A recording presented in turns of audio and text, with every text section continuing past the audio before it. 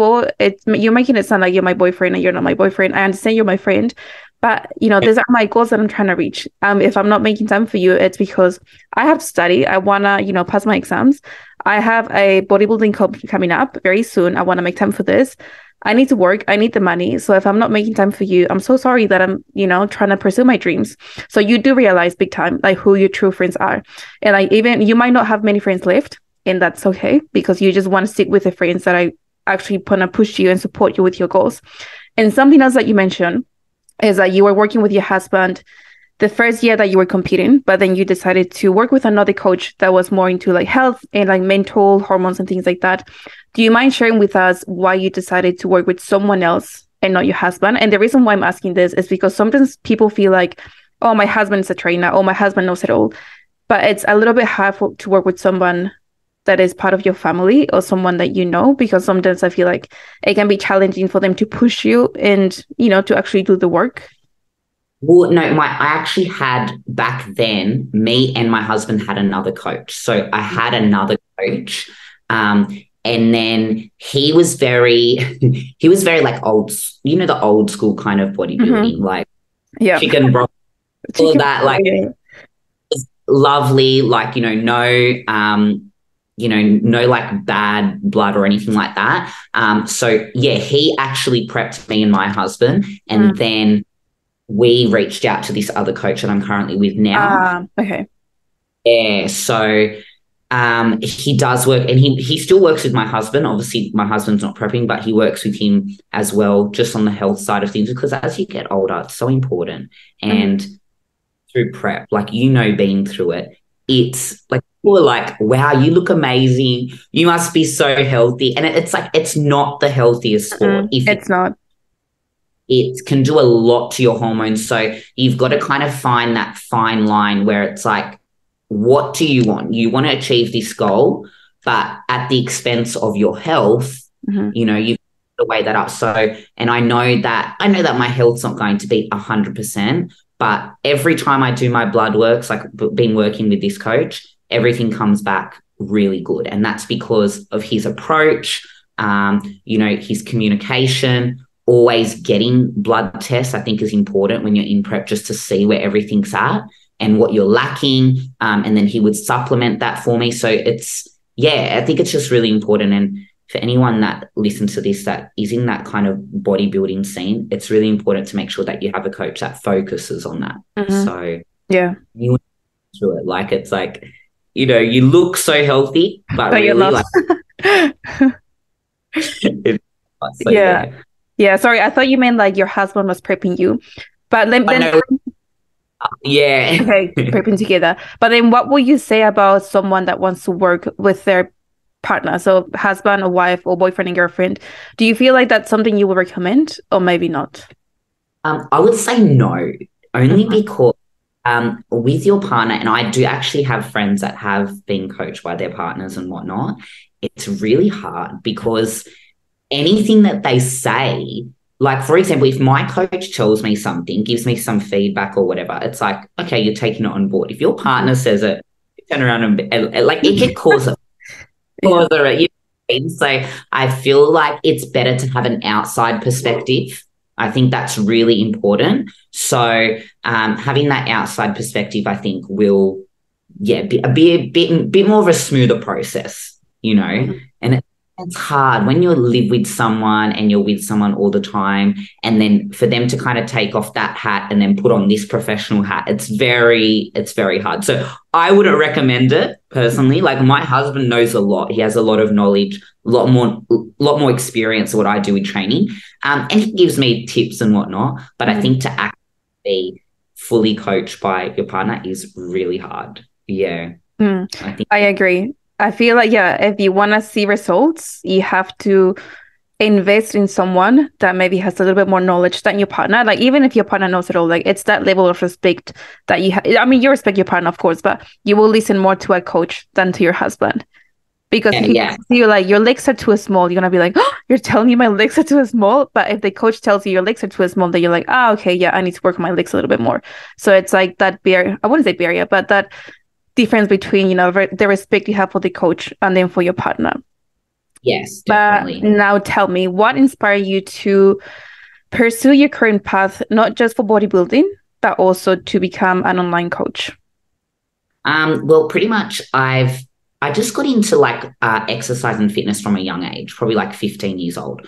Loved it. And then as I was getting results, a lot of people were asking me questions. And I feel like I could give them what I've tried, but I didn't have obviously the education behind it. It was kind of like, well, this worked for me. So I was kind of passing it on to them. And then that's when I kind of went down the path of really trying to educate myself, because I started to realize, well, what's working for me is not going to work for everyone. So I really wanted to go down the path of, actually studying and knowing more. I just had so much interest in it. And at the time, it was really hard because I was studying to be a teacher. And then I kind of shifted I was really interested into health and fitness. And so, again, that took up a lot of time and trying to juggle both. I was really invested in that. And then that's when I started working in a gym after I got certified. Loved that. Again, I was trying to balance both the teaching. And I feel like with the teaching as well, I felt like I've just done 4 years of uni. I really have to, do this. Yeah. And as much as I love it, I feel like my passion has always been health and fitness. It's just always surrounded me. It's always been there. So, I really wanted to focus on that. That's when I went down the path of kind of backing away from teaching and focusing more on coaching. But becoming online has been really good, and I really love it. And you will be able to resonate with this as well. I just feel like being able to reach so many more people and just people in the community, reaching so many more people. And I don't know, I feel like online, it's just so different now. Whereas you actually touch base more. I feel like in a gym, it was like, okay, this is our session, Monday and Wednesday, or these are our sessions. And you kind of only see them then. But the outside factors, it was really hard to kind of monitor. So I feel like online, and you know this as well, it's like, okay, we've got our check-in, but you've got everything, like how they're going with food, how they're going with, workouts, mental side of things, their life. There's so much more, I feel like, that you can track. So that's what really pushed me to go online, because I started doing a few online. I was like, I love this. I'm getting so much more out of my clients. I feel like at the gym, it was just they just, it's hard. You're on a time constraint. It's like, okay, we've got this amount of time, and it's like, you're trying to talk about everything, but you can't. And it's like, it was really hard. So that's what kind of made me want to go down the online path. And I don't know if you saying Yeah, I think with me it's the same. Like you said, you can reach way more people. You can work with way more people. You can work with people in different countries, like Australia. You're in Australia. You can work for people in America, UK, just everyone around the world. If you only do PT at the gym, you can only work with that people at the gym, and you only see them at the gym, and you only communicate with them at the gym. And you don't really have that communication too much, like Monday to Friday, maybe just once a week or twice a week, depending how often you see them.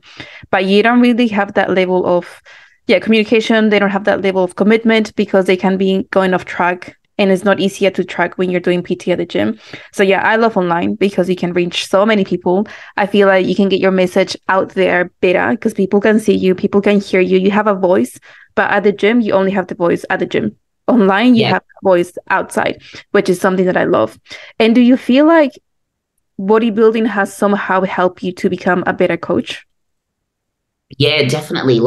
I feel like, in the sense of, I think I've realized a lot that,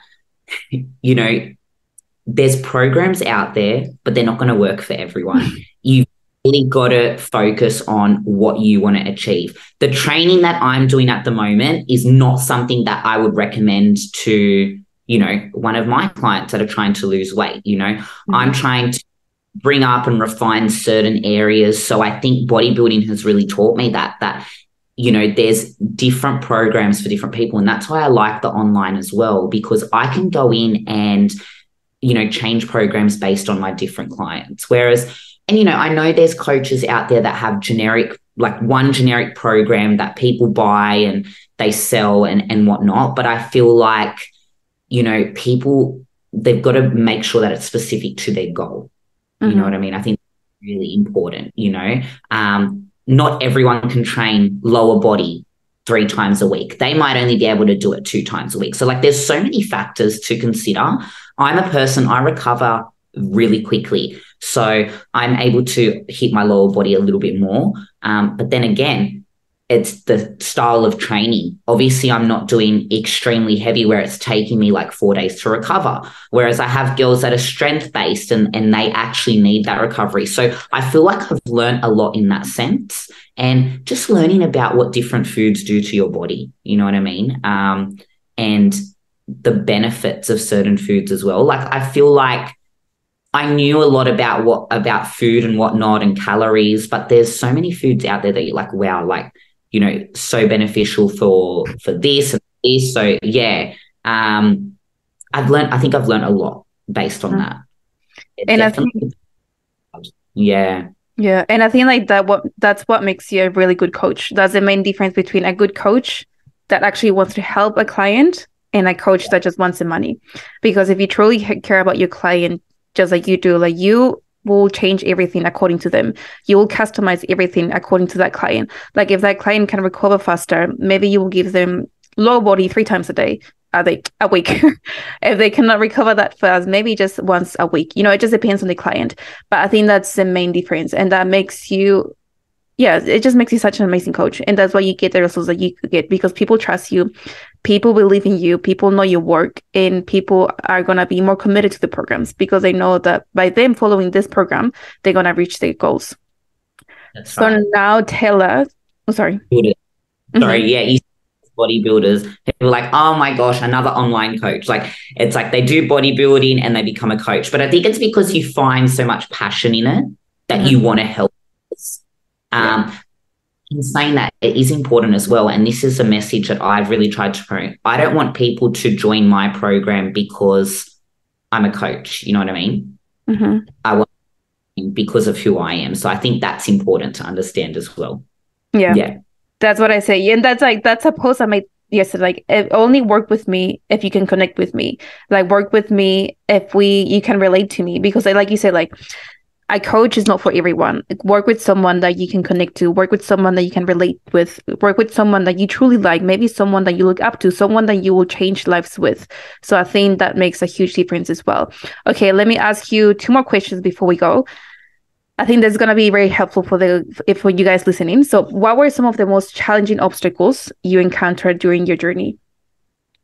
Okay, so like career-wise or just like in general? In general, I would say mainly like bodybuilding. Well, everything, because you have so much going on. So just everything. Like, how do you stay on track with your meal plan and your training program? So like the biggest obstacles I think were overcoming was like, the time factor, like you said.